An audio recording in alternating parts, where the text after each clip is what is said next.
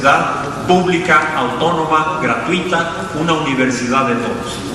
Por eso es importante la solidaridad, por eso es importante que estén aquí, como están presentes estudiantes, profesores, en este recinto del SME.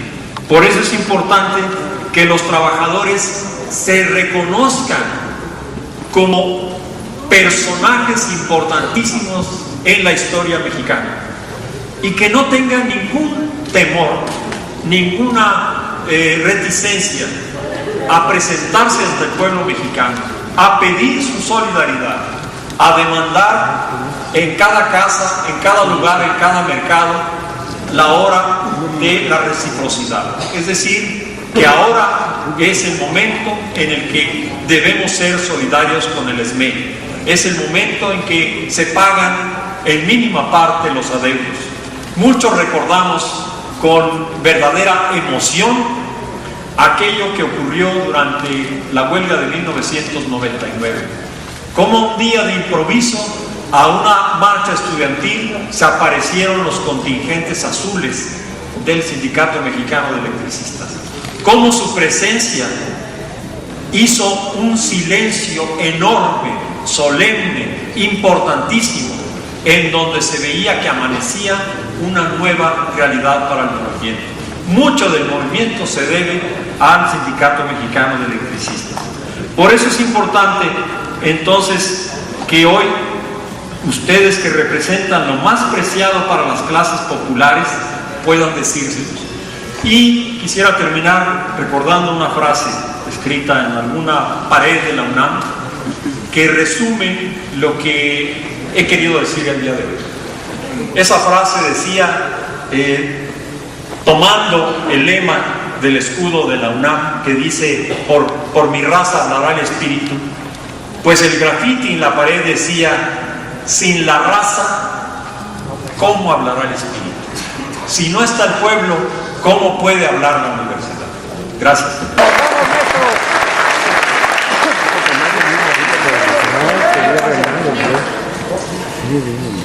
Compañero Martín Esparza, secretario general del SME, compañeros trabajadores del Sindicato Mexicano de Electricistas. La historia de América Latina está llena de movimientos triunfadores. Y México vivió hace 10 años un proceso de un movimiento social combativo pero denostado, que a la postre fue un gran movimiento triunfador, el que encabezara el Consejo General de Huelga de la Universidad Nacional Autónoma de México.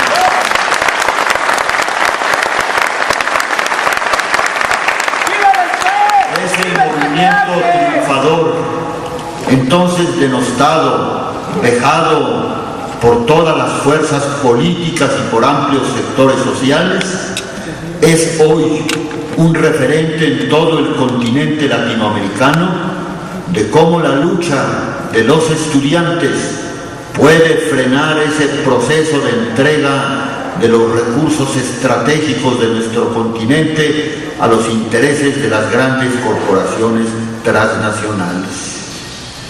Ese movimiento del Consejo General de Huelga de la UNAM es hoy un bastión para impedir que la universidad pública más importante del continente sea entregada a las fuerzas del gran capital. Hoy, sin embargo, hay también intereses que están reescribiendo la historia mexicana. Hay quienes están organizando eventos en el propio campus universitario, buscando deformar la historia y hacer creer que las cosas no fueron como fueron. Pero quienes participamos en el movimiento, quienes entendimos el significado profundo de las luchas de los estudiantes, sabemos que fue un movimiento que hizo detener el rumbo de la historia, impulsada por los dirigentes de este país que se han entregado de luces a los intereses de las grandes empresas transnacionales. Y es muy significativo, efectivamente, como se ha dicho aquí, que esta conmemoración tenga lugar en estos momentos tan difíciles pero tan importantes que vive nuestro país a 100 años del inicio de la Revolución Mexicana.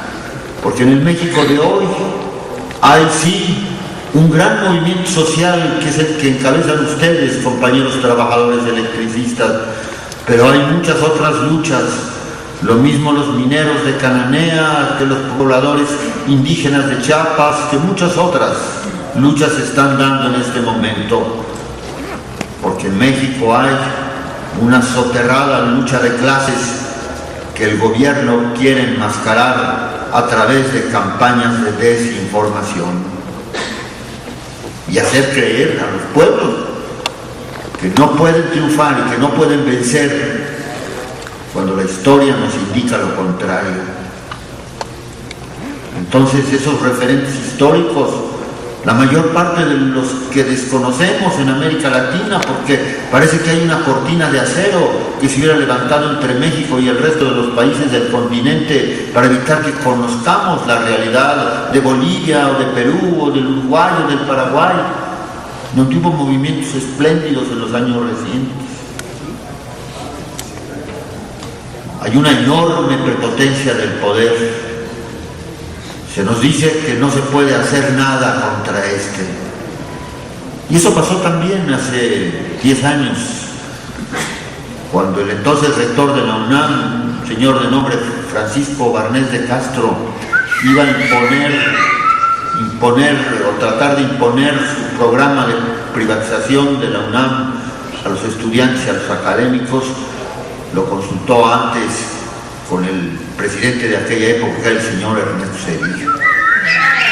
Y de acuerdo con algún testigo de esa reunión, el señor Zedillo le dijo a Barnés de Castro: pero mucho cuidado, señor rector, no vaya a ser que surja por ahí algún movimiento estudiantil y acontezca lo que no queremos. No, señor presidente, le dijo Barnés, si no hay la menor posibilidad de que los estudiantes se organicen en un movimiento. Acabamos de hacer un estudio profundísimo de la realidad social de la universidad y nos enseñan que no hay ninguna posibilidad de que esto acontezca. Ya para entonces los dirigentes de otro movimiento del CEU pues estaban completamente cooptados por las autoridades. Consulte usted, le dijo entonces Zedillo a Barnés, al señor jefe del gobierno del Distrito Federal, el ingeniero Cuauhtémoc Cárdenas, porque él tiene una gran influencia en la universidad. Y esto está publicado en el periódico Reforma el 5 de febrero del año 2000. Y de acuerdo con ese reportaje, Cuauhtémoc Cárdenas, entonces jefe del gobierno de la ciudad, le habría respondido a Barnés: no hay ningún problema. Nosotros aquí en el PRD tenemos además la convicción de que se deben elevar las cuotas. Y además le dijo, y repito, está publicado en el periódico Reforma, le dijo Cuauhtémoc Cárdenas a Barnés de Castro: además nosotros tenemos un proyecto para privatizar la industria eléctrica en el Valle de México. Esto lo encuentran ustedes en la columna Templo Mayor que escribe ahí el director de Reforma bajo el seudónimo de Fray Bartolomé, repito, publicado el día 5 de febrero del año de 2000. Y la realidad es que Barnés ya había hecho un estudio, había encomendado a un investigador que lideró un equipo de investigadores a que viera cómo estaban los grupos sociales y el movimiento en la Universidad Nacional. Y tras un sesudo estudio de varios volúmenes, este investigador concluyó que no había ni la más remota posibilidad de que la inconformidad se manifestara en el campus universitario. Investigador, por cierto, que el año pasado el Consejo Universitario, por propuesta del rector Narro, lo elevó al rango de investigador emérito. Hoy pues estamos en un escenario que tiene muchas semejanzas, como apuntaba el doctor Hugo Aboites hace unos momentos, con el escenario de 1999 y 2000. El movimiento de los universitarios mexicanos al oponerse a la elevación de las cuotas, lo que hizo fue desnudar lo que solo era la punta del iceberg, el gran proyecto de privatización de la UNAM y de entrega de ese sector estratégico que es la educación pública al gran capital multinacional. La privatización de las universidades públicas es una exigencia, lo saben ustedes, no solo del Banco Mundial y del FMI, sino también de la propia UNESCO. De tal manera que el movimiento lo que hizo fue arrojar luces sobre lo que acontecería en un país como México de privatizarse la educación